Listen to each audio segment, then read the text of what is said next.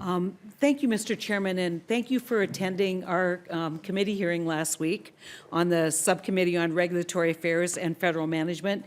It was all about small business and all about the small business advocacy role that SBA should be playing, that we were disappointed that may not have been as aggressive as what they should have been in the last several years, and I look forward to continuing to work with Senator Inhofe on a legislative solution to a lot of our problems.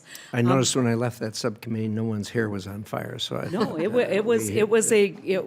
Mr. Chairman, it was a great discussion, and we welcome you at any point, Linda, to our subcommittee. I think it's a great place for a gathering of talking about the cross-section between small business interests and regulatory reform.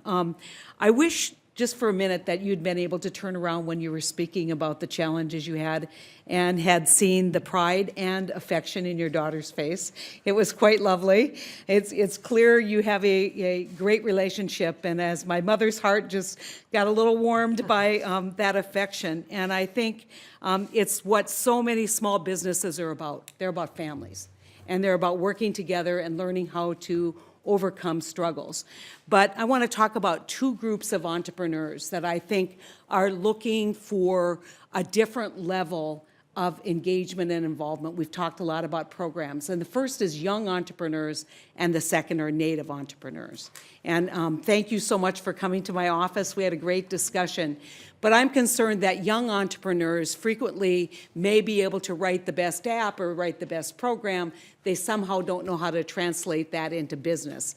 I personally believe that we are experiencing a complete failure in financial literacy in America. That is finding its way into the business community.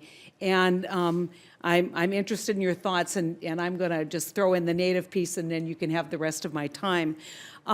Native Americans have experienced a lot of economic challenges, really from the initial engagement in this country. The challenges that SBA has in Indian country are exacerbated by the challenges we have with jurisdiction and the challenges that we have with making sure that there's a commercial code that people can rely on.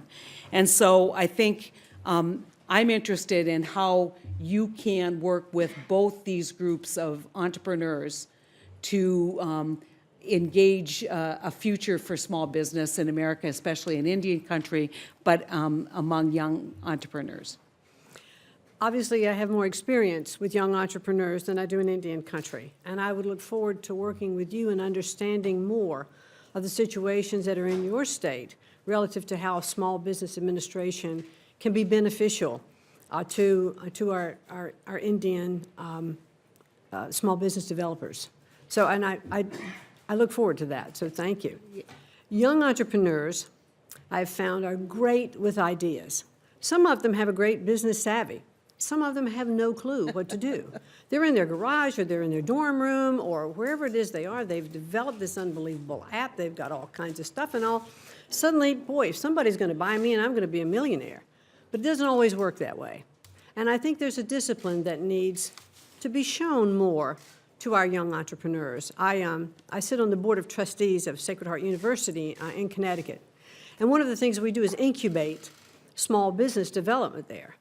And as we strive to sort of walk these young entrepreneurs through the steps of business, but they're actually creating businesses. They've developed T-shirts and hats with logos, understanding intellectual property, and all of that and how that is managed. So that whole educational process is like, wow, this is how it works. But they are making success of it, and they're running successful businesses. And we need to continue that, not just in our universities. But I have kids, in high school, they don't know how to balance a checkbook. And it's like, really, we need to have that fundamental understanding, I think, of basics of economics, as we move forward to develop this next generation of our young business people. I don't think there's any dispute here that we need to grow the financial literacy in order for people to be successful. I saw it when I was tax commissioner. People with great ideas, great ability, didn't know how to file even the simplest of tax forms. And so, not that we shouldn't have fewer tax forms, but there is going to be a need for some tax forms to be filed. And so I look forward to continuing our discussion, especially about the challenges of Native Americans in entrepreneurship. Thank you very much. Thank you, Senator Heitkamp.